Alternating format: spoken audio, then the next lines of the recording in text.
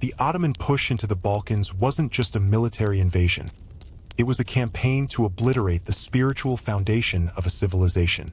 From the 14th century onward, as Turkish armies swept across what is now Serbia, Bulgaria, and Greece, their primary target was not just castles, but the very heart of the Christian faith, the monasteries.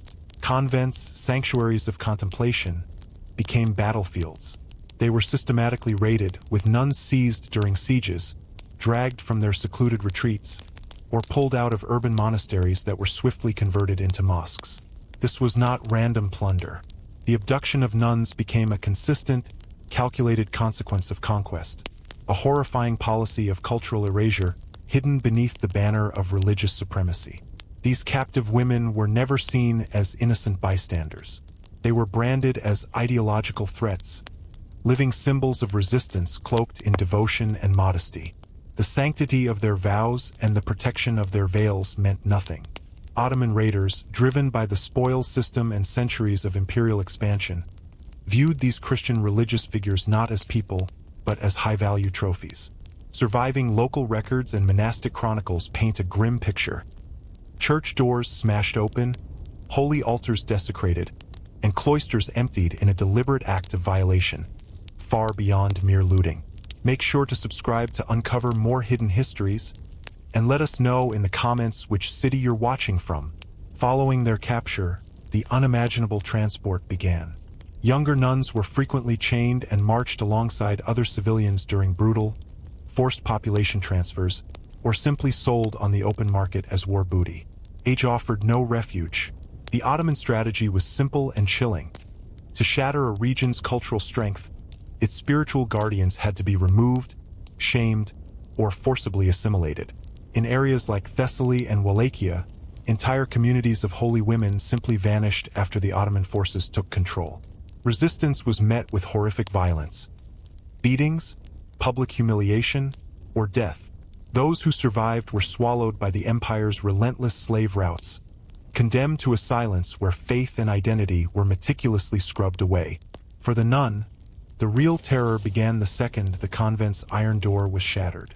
Bound by a rope instead of a vow, she was forced to witness the profanity of her sacred ground, her quiet prayers drowned out by the harsh, foreign sounds of her captors. In the Ottoman Empire, converting to Islam went far beyond spiritual persuasion. It was a state-mandated mechanism of control. For Christian nuns, whose very existence was defined by their commitment to Christ, conversion was the ultimate annihilation of self. It was a political weapon, enforced not by invitation but by imperial decrees, under the constant shadow of violence, enslavement, or execution. While Ottoman law technically tolerated Christians as dhimmis, second-class citizens paying heavy taxes, this protection was utterly uneven.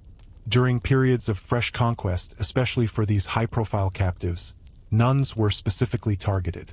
Their refusal to abandon Christ was viewed as an act of treason. Edicts from Istanbul frequently authorized the Islamization of female captives, and these religious women were exactly who those decrees targeted upon abduction.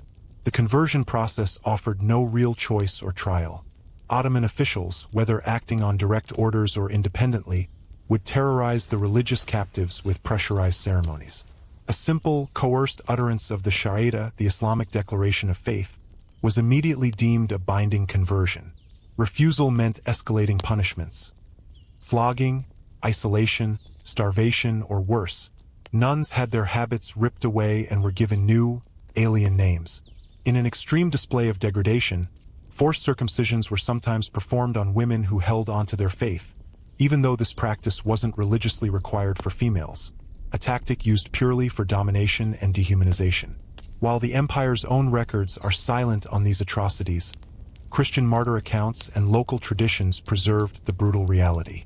Women who dedicated their lives to prayer were recast as former Christians, erased from their church's history, and paraded as living proof of the Sultan's divine mandate. To the defiant nun, conversion was a torment, not a decision. Isolated, her rosary seized, her silence twisted into sedition, she faced interrogations wrapped in ritual humiliation. She was forced to repeat unknown Arabic phrases, to watch her cross torn from her neck and thrown into the dirt. With every denial of her faith came a fresh punishment. When her will finally broke, be it from hunger, despair, or violence, her last words as a Christian were swallowed by a language not her own. The Ottoman harem was not merely a fantasy.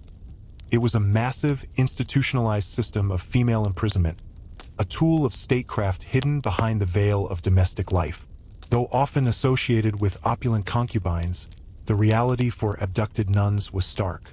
They entered as simple slaves, stripped of all identity, and subjected to total authority. Nuns who were considered physically desirable were transported directly to imperial or provincial harems.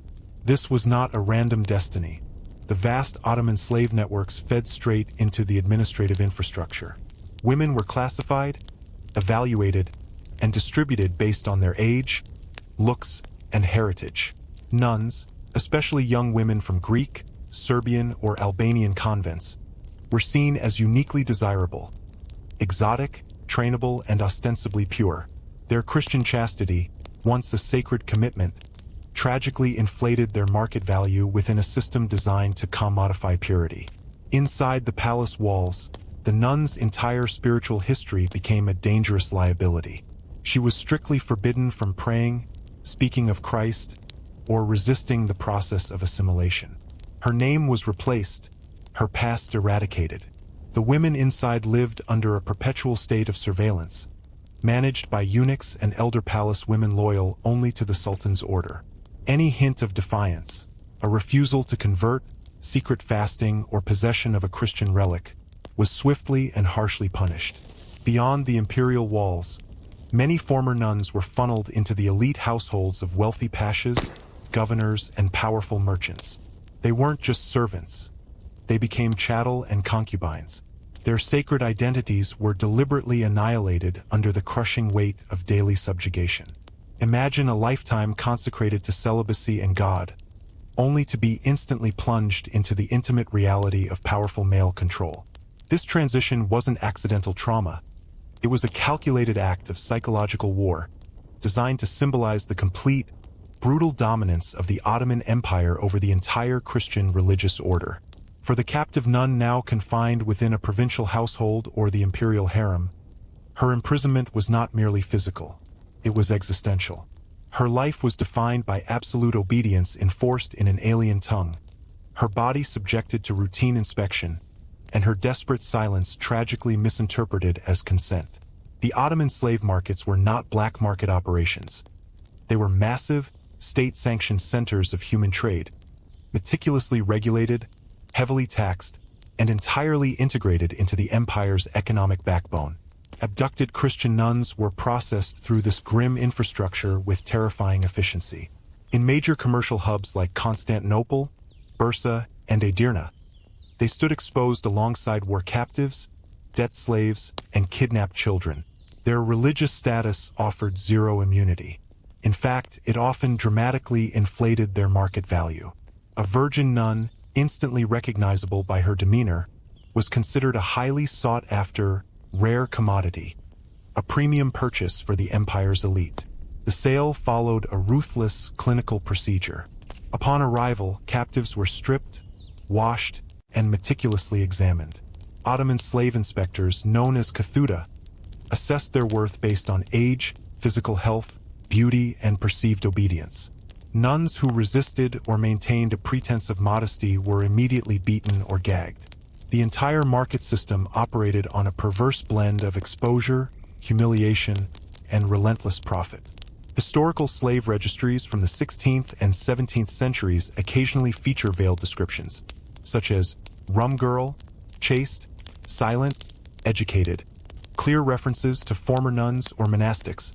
Buyers varied widely, ranging from high-ranking military officers to wealthy provincial elites.